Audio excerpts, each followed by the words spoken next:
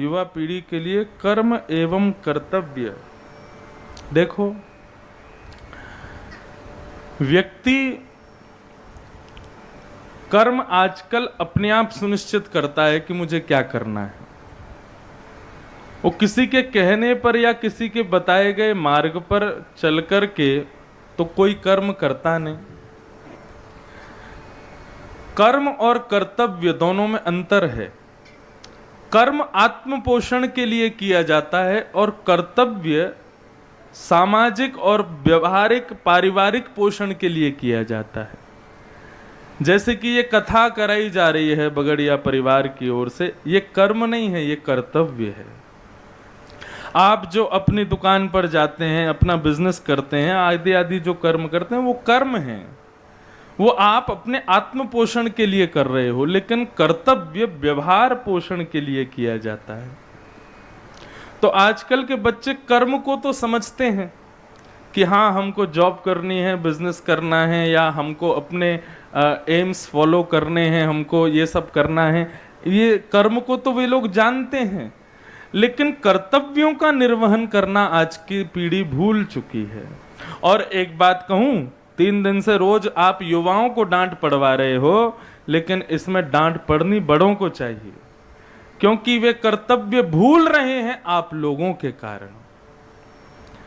मैं आज के युवाओं की परिस्थिति बताऊं तो आजकल के बुजुर्ग उतने धार्मिक नहीं होते जितने युवा होते हैं। आप कभी मेरी कथाओं में आकर के युवाओं को देखोगे, कई स्थान के युवा कथाओं में आते हैं, उनके भाव इतने अद्भुत होते हैं कि उन भावों को कोई पा नहीं सकता। इसका मतलब मेरा संशोधन, मेरा एक विचार ये कहता है कि युवा बताए गए मार्ग को यदि आप सिद्ध करके उसको बता दो तो वो करेगा, लेकिन उसको बताने वाला नहीं मिला है अभी तक। आज का युवा धर्म से दूर नहीं है। आज का युवा वैदिक सनातन धर्म को ऐसा नहीं जानना नहीं चाहता, लेकिन सनातन धर्म और हमारा वैदिक धर्म क्या है ये उनको बताने वाला नहीं मिला आज तक। और एक बात कहूं आपसे, व्यासपीठ या व्यास गद्दी से प्रवचन किया जा सकता है, लेने वाला ले, नहीं लेने वाले मत लो, लेकिन ये जो कर्तव्य निर्वहन होता है ना, ये तो माता पिता का ही धर्म है समझाना अपने बालकों को, ये और कोई नहीं समझाएगा। घर के माता पिताओं को शास्त्र आज्ञा करते हैं, माता शत्रु पिता बैरी ये न वालो न पाठितः। जो अपने बालकों को समय समय पर ज्ञान उपदेश नहीं करते माता पिता, ऐसे माता पिता बालक के शत्रु हैं। माता शत्रु पिता बैरी। इसलिए बंधुओं, गलती हम लोग क्या करते हैं कि बचपन में ही इतना लाड़ प्यार कर देते हैं कि वो लाड़ प्यार हमारा खत्म ही नहीं होता, चले ही चला जाता है। और वो एक समय पर आकर के इतना भयंकर हो जाता है कि बच्चे हमारे मुंह पर कुछ उल्टा सीधा बोल के चले जाते हैं और हम सुनते रहते हैं। बचपन में ये कह करके शांत हो जाते हैं कि अभी बच्चा है, और बड़े हो जाने पर फिर कुछ कह ही नहीं सकते। इसलिए शास्त्रों का कभी कभी अवलोकन किया करो, वहां एक एक चीज की विधा बताइए। कितने दिन लाड़ प्यार करो बच्चों को, लालयेत 5 वर्षाणी, बच्चों को केवल 5 साल तक प्यार करो, और 10 वर्षाणी ताड़ेत, जैसे ही बालक 5 साल का हो जाए, 4 साल तो खूब बढ़िया जन्मदिन मनाओ उसका, 5वां जन्मदिन भी मनाओ, लेकिन 5वें जन्मदिन के उपहार में क्या देना है? चल बेटा, अब तुमको थोड़ा तराशा जाए। मिट्टी तो आ गई, स्ट्रक्चर तो बन गया, 5 साल में चलना फिरना बोलना सब शुद्ध हो जाता है। अब आओ थोड़ा तुमको हाथ लगाया जाए। हाथ लगाने का मतलब क्या है? थोड़ा बालक को भय बना करके रखो, वो आपके नेत्रों से ही डरे। देखिए, एक मेरी बात मानो, डरना कहीं कहीं बहुत जरूरी है। गुरुओं के सामने, माता पिता के सामने बालक यदि किसी बात को कहने में संकोच करते हैं तो इसका मतलब वो बालक बहुत अच्छा है। जिस बालक को अपने माता पिता से संकोच नहीं होता ना, वो बिगड़ा ही समझो उसको। संकुचित हो माता पिता के सामने अपनी बात कहने में, अपने भाव कहने में, वो बात अलग है कि कहनी चाहिए, अपनी बातें कहो माता पिता से, लेकिन संकोच आपका आभूषण बन जाए, कहीं कहीं संकोच प्यारा लगता है। गुरु के सामने शिष्य का संकोच अच्छा लगता है। माता पिता के सामने बालकों का संकोच होना, संकुचित होना, यह दर्शाता है कि बालक के अंदर कितना सम्मान। अच्छा, संकोच उसी के सामने होता है जिसके प्रति हमारे अंदर सम्मान हो। जिसके प्रति हमारे अंदर सम्मान है उसके सामने संकोच क्यों करेंगे? इसलिए लालयेत पंचवर्षाणि, 5 वर्ष तक बच्चों को खूब लाड प्यार करो, लेकिन जैसे ही 5 साल का बालक हो जाए 10 वर्षाणि ताड़ेत, ताड़ने का मतलब मारना नहीं, थोड़ा सा बाउंड्रीज रखो उसके चारों तरफ। कहीं भी जाने नहीं देना है, कहीं भी कुछ भी खाने नहीं देना है, कुछ भी पहनने नहीं देना है, कुछ भी करने नहीं देना है। 15 वर्ष का बालक जब तक ना हो जाए तब तक थोड़ा अंकुश रखो उस पर।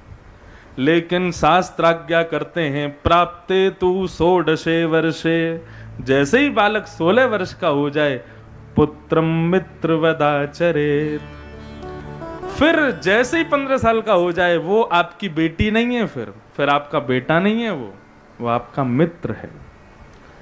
फिर ऊंची आवाज में बोलना बंद करो, फिर उसको बात बात पर रोकना बंद करो, बात बात पर टोकना बंद करो, और जैसे एक मित्र होता है ना वैसा व्यवहार करना प्रारंभ कर दो। अगर आपने 15 साल की उम्र तक बालक पर अंकुश किया तो रोकना, टोकना और ऊंची आवाज में बोलने की नौबत ही नहीं आएगी। 16 साल का बच्चा होते ही उससे मित्रता कर लो। अच्छा, 16 वर्ष से ऊपर के बच्चे जो कॉलेज जाने लगते हैं, स्कूल में, हाई स्कूल्स में पहुंच जाते हैं, अपनी मन की बातें किससे कहते हैं? सबसे ज्यादा अपने दोस्तों से कहते हैं। वो अपनी बहन को नहीं बता रहे हैं घर में, अपने भाइयों को नहीं बता रहे हैं, अपने माता पिता दादा दादी से नहीं बोल रहे हैं। बार बार कहां भागेंगे? स्कूल जाना है, कॉलेज जाना है, बाहर जाना है। क्यों? क्योंकि मित्र जो है वो बाउंड्रीज नहीं बनाता उसके लिए। उसको पता है कि मैं जो बात कहूंगा ये समझेगा। माता पिता की तरह रोकेगा टोकेगा नहीं मुझे, इसलिए वो सब बातें उनसे कहता है। तो क्यों ना तुम वो बाउंड्रीज खुद ही हटा दो, 15 साल के बाद बच्चे से मित्रता कर लो। इतने सहज हो जाओ कि वो सारी बातें तुमसे कहे। उसके प्रथम मित्र माता पिता। आजकल बच्चों के माता पिता मित्र नहीं है, इसीलिए आपके बुलावे पर ना वो कथा में आते हैं, आपके बुलावे पर ना वो मंदिर जाते हैं, आपके बुलावे पर ना वो कोई भजन वजन के काम करते हैं, क्योंकि आपने उनको मित्र बनाया नहीं है। मैं दोनों पक्षों की बात कह रहा हूं। जब तक ताड़ना करनी है तब तक करनी चाहिए, लेकिन जिस उम्र के बाद नहीं करनी है तो बिल्कुल नहीं करनी है। अगर शास्त्र की आज्ञानुसार हम लोग चलने लगे ना तो सबसे मॉडर्न धर्म है हमारा हिंदू वैदिक धर्म, लेकिन हम लोग मानते नहीं है, समझते नहीं है, उसकी वास्तविकता को जानते नहीं है। मॉडर्न किसे कहते हैं? हमारे जमाने में, हमारी भाषा में मॉडर्न का मतलब हो गया, अभी की परिभाषा बोलूं मॉडर्न की तो यह है, जो बड़े बुजुर्ग करते हैं वो तुम ना करो, वही मॉडर्न है। ऐसा नहीं है। हमारे शास्त्रों ने, आपको पता है, अभी एक दिन आप बगड़िया जी बता रहे थे, हमारे खानदान में आपकी माता जी थी जाने कौन, जिन्होंने घूंघट की प्रथा, कहाँ भाभी थी, हाँ, जिन्होंने घूंघट की प्रथा को रोका, बता रहे थे ना। हमारे हिंदू वैदिक सनातन धर्म का है ही नहीं घूंघट प्रथा। ये तो जब मुगल आए भारत में तो अपनी बहन बेटियों की सुरक्षा के लिए हमारे पूर्वजों ने अपनी बहन बेटियों से कहा कि मुंह ढक के रहा करो, नहीं तो हमारे यहां था नहीं। केवल हाँ ये है, सम्मान में आज भी सिर तो ढकते हैं, लेकिन ये घूंघट करना ऊंचा ऊंचा, ये हमारे शास्त्रों में आज्ञा ही नहीं थी इसकी कभी। ये तो मुगलों से बचाने के लिए ये सब नियम बनाए गए। हमारा हिंदू वैदिक धर्म बहुत अच्छा है, लेकिन लोग समझते नहीं है उसको। तो बच्चों के कर्म कर्तव्यों पर मैं तो बोल दूंगा, लेकिन समझाना आप लोगों को ही पड़ेगा। फिर आया, आजकल बच्चे लोग अधिकार मांगते हैं, और अधिकार कर्म करने से अपने आप मिलता है। इस बात पर थोड़ा प्रकाश डालो। किस चीज का अधिकार मांगते हैं बच्चे? आजकल के बच्चे केवल स्वतंत्रता मांगते हैं और कुछ नहीं मांगते। वो स्वतंत्रता को ही अधिकार समझते हैं, बाकी वो कोई अधिकार अगर मांगने वाले बच्चे हैं तो मैं व्यासपीठ से कह दूं, अधिकार को अगर मैं अपनी भाषा में समझ रहा हूं तो अधिकार का मतलब प्रॉपर्टी वगैरह, अगर ये सब मांगने वाले बच्चे हैं तो उनकी परवरिश ही खराब रही होगी। लेकिन अधिकार का मतलब कुछ और यदि आप कह रहे हैं तो आजकल के बच्चों को अधिकार के रूप में केवल स्वतंत्रता चाहिए और कुछ नहीं चाहिए, और वो स्वतंत्रता देनी पड़ेगी और कोई आपके पास ऑप्शन नहीं है, आपके पास और कोई चारा नहीं है। लेकिन बच्चों को मैं एक बात कहूं, बहुत देर पक्ष ले लिया बच्चों का, अब थोड़ा बच्चों से एक बात कहूं कि लक्ष्मी नारायण की मंदिर में पूजा करना, राधा कृष्ण की, रुक्मणी कृष्ण की मंदिर में जाके पूजा करना एक द्वितीय श्रेणी की भक्ति है। लेकिन घर में जो पिता रूपी नारायण और माँ रूपी लक्ष्मी बैठी है, उनकी अर्चना नित्य किया करो। उनकी आज्ञा का पालन ही तुम्हारे लिए धर्म है, उनकी आज्ञा का पालन ही तुम्हारे लिए शास्त्र है, उनके संग रहना और उनसे बात करना ही तुम्हारे लिए सत्संग है, दिन रात उन्हीं को पूजना। अब इसी बात पर एक कथा सुना के हम फिर कथा में प्रवेश करेंगे। महाराष्ट्र में एक भक्त हुए भगवान के, पंडरीनाथ भगवान, उनका नाम था पुंडलीक। क्या नाम था? पुंडलीक। श्री विठ्ठल भगवान जिसके लिए आज तक पंढरपुर में दोनों कमर पर हाथ रख करके खड़े हैं, ये पुंडलीक जो था ये बिल्कुल अपने माता पिता से प्रेम नहीं करता था। बहुत ध्यान से सुनिएगा। एक दिन माता पिता ने कहा, पुंडलीक हम लोग काशी विश्वनाथ दर्शन करने जाना चाहते हैं, हमारी व्यवस्था कर दो। पुंडलीक बोला, भगवान ने तो पैर दिए, चल के चले जाओ। माता पिता बोले, बेटा यहां से बहुत दूर है, देख लो लाला आने वाले हैं आज। बोले नंद के लाला की। ये आप सबके पितृ प्रसन्न होकर के अश्रुधार बहा रहे हैं कि आज हमारे परिवार में देखो कितना सुंदर उत्सव होने वाला है, नंद घर आनंद होने वाला है। उसी के प्रेमाश्रु बरसाए जा रहे हैं। कथा के मध्य में, प्रारंभ में, अंत में वर्षा होने का मतलब यह है कि आपके द्वारा की गई कथा और आपके द्वारा किया गया आयोजन, उसमें देवताओं ने हाजिरी दे दी है और उसको स्वीकार कर लिया। और वैसे दूसरी बात मैं कहूं तो इंद्रेश कथा कर रहे हैं तो इंद्र बरसे नहीं, ऐसा हो नहीं सकता। आज हमको बरम केला वाले, अपने आपके यहाँ बरम केला में भी कथा हुई थी, वहां पर भी खूब बारिश हुई थी, वहां से पधारे हैं हमारे भैया। तो अब कथा सुनो सब लोग ध्यान से। तो पुंडलीक जो था वो माता पिता का बिल्कुल प्रेमी नहीं था।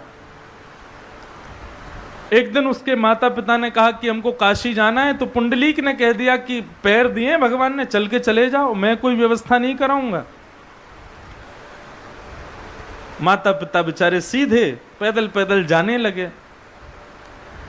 लेकिन पुंडलीक अपने सखाओं के साथ, मित्रों के साथ बहुत ऐशो आराम करता था। तो एक दिन उसके सारे मित्र बोले, अरे चलो भाई, मैं नया रथ खरीद के लाया हूं, इससे तुमको घुमाने ले चलता हूं। पुंडलीक बोला, कहाँ चलेंगे? बोले हम लोग काशी चलते हैं, थोड़ी लंबी ड्राइव पर चलते हैं। पुंडलीक बोला ठीक है। अब तो माता पिता को मना कर दिया था उसने, लेकिन अपने मित्रों से हाँ बोल के उनके संग जाने लगा। बीच रास्ते में पुंडलीक को दिखाई दिया कि मेरे माता पिता जा रहे हैं, तो पुंडलीक ने अपना मुंह भी फेर लिया, कहीं इन्होंने मुझे देख लिया तो बोल देंगे कि हमको भी बैठा लो। ऐसा माता पिताओं से बैर करता था पुंडलीक।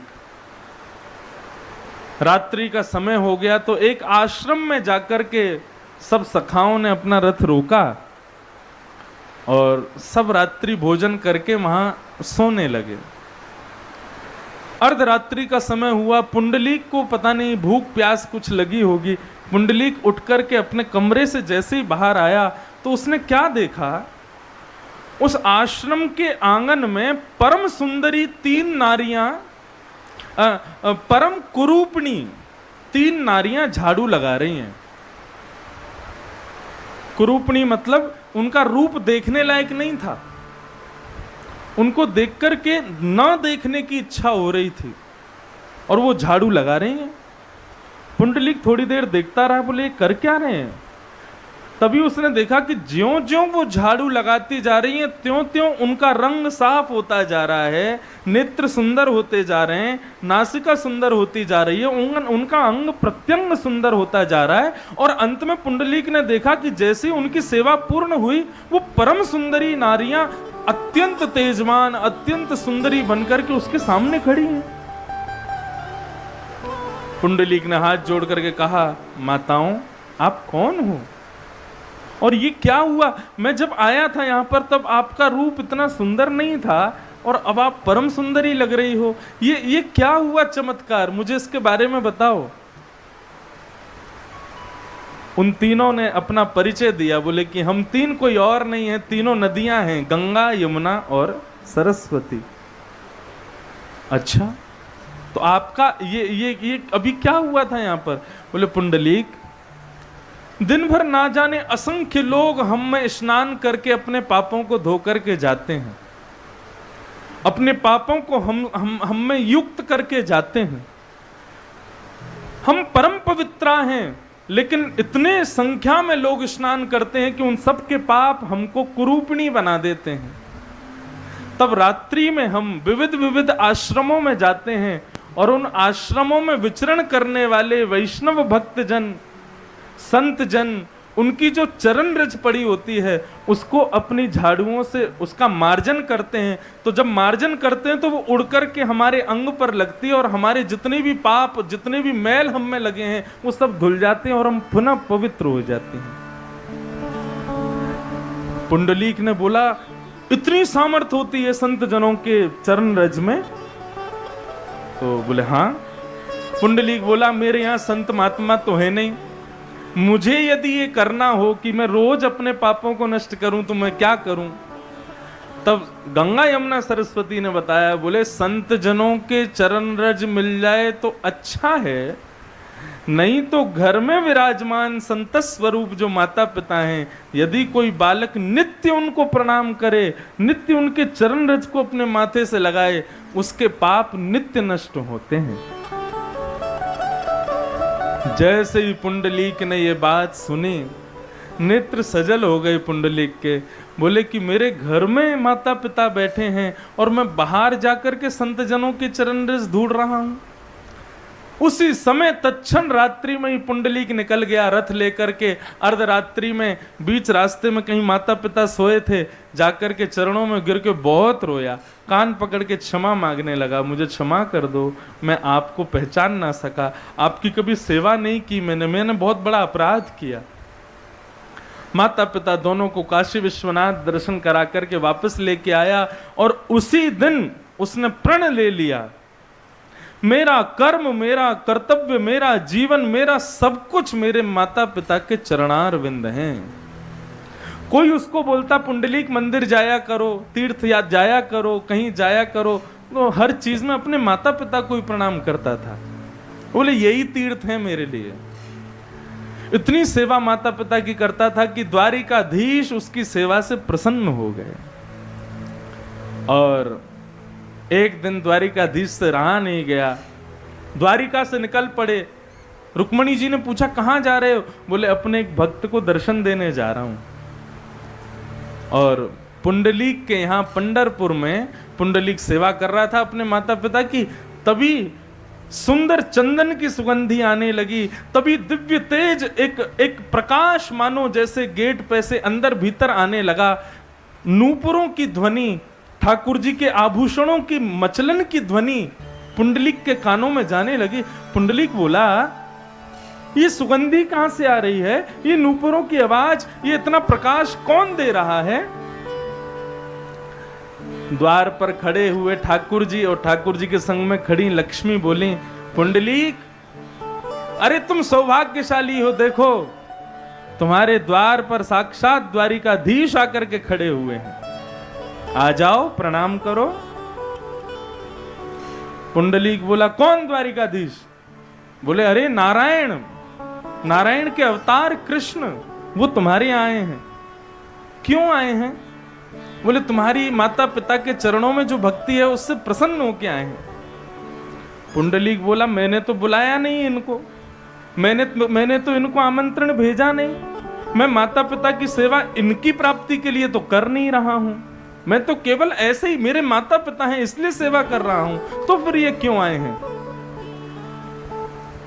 भगवान को तो कुछ नहीं, लेकिन लक्ष्मी जी को गुस्सा आ गया। बोले कि 45 मिनट से खड़े हैं और ये बाहर ही नहीं आ रहा है। ठाकुर जी को बोले चलो यहां से, ये तो आदर सम्मान भी नहीं कर रहा आपका, ऐसे भक्त से क्यों मिलना? ठाकुर जी बोले तुमको जाना है तो जाओ, मैं तो अब पुंडलीक के दर्शन करके ही जाऊंगा। ऐसे माता पिता के चरण कमलों में प्रेम करने वाले पुंडलीक को बिना देखे मैं यहां से नहीं जाऊंगा। लक्ष्मी जी ने कहा देखो ये तो खड़े हैं हट करके, तुम जब तक नहीं मिलोगे तब तक यहीं खड़े रहेंगे। पुंडलीक के पास में एक ईंटा रखा था, उसने वो ईंटा सरका दिया। बोले लो इस पर खड़े हो जाओ और खड़े रहो जीवन भर, लेकिन मैं अपने माता पिता के चरण छोड़ के नहीं आऊंगा। जैसे ही पुंडलीक ने यह बात कही, लक्ष्मी जी रोकती रही, लेकिन ठाकुर जी नहीं माने और उस ईंट के ऊपर जाकर के प्रतीक्षा की मुद्रा में, जैसे कोई प्रतीक्षा करता है किसी की, ऐसे प्रतीक्षा की मुद्रा में भगवान द्वारिकाधीश विठ्ठल बन करके वहां पर विराजमान हो गए। पुंडलीक वरदे श्री हरि विठ्ठल, श्री पंडरीनाथ महाराज की जय। माता पिता के चरण में प्रेम करने वाले पुंडलीक के लिए ठाकुर जी वहां पर विठ्ठल बन करके खड़े हैं। तो बंधुओं, आजकल के बच्चों से बस यही है भाव, माता पिता को ही सर्वस्व मानो। चलो हमारी उम्र के बच्चे तो फिर भी समझ जाएंगे, लेकिन आने वाली जो जनरेशन है वो तो बहुत खतरनाक होने वाली है। कभी कभी हमको लगता है कि आप लोगों का बुढ़ापा तो ठीक निकल जाएगा, हमारा बुढ़ापा बहुत भयंकर जाने वाला है। हाँ, आजकल के माताएं लोग बच्चों की सेवा तो करती नहीं है, वो रख लेती हैं आया, उसकी सेवा करने वाली भी एक कोई और ही रहती है, वही बच्चे को उठाती है, वही बच्चे को सुलाती है, वही बच्चे, और फिर बुढ़ापे में वो माता एक्सपेक्ट करती है कि बच्चा मेरी सेवा करे। तुमने की बचपन में? अरे बच्चों को बचपन में माता का लाड़ प्यार करना एक प्रकार से वो भी ठाकुर जी की सेवा के समान है, क्योंकि बालक श्री कृष्ण के समान ही है। छोटे बच्चे को देखो, उसमें से कभी दुर्गंध नहीं आती, उसको भले ही 4 दिन नहलाओ मत, वो ब्रश करता नहीं है, वो कुछ ऐसे ही रहता है सामान्य, लेकिन उसमें से कोई दुर्गंध नहीं आती। क्यों? क्योंकि वो अंदर से निष्कपट है। घर का शत्रु आकर के यदि बालक को गोद में ले ले तो बालक चिल्लाएगा नहीं, उसकी गोद में जाके भी हंसता है, क्योंकि वो जानता नहीं कि मुझे किससे बैर करना है, किससे प्रेम करना है, किससे मित्रता करनी है, किससे छल करना है, वो सबके प्रति सम रहता है, इसलिए उसमें से दुर्गंध नहीं आती। वो कृष्ण स्वरूप है, तुम उसकी सेवा करो बाल्यकाल में, बुढ़ापे में वो भी करेगा।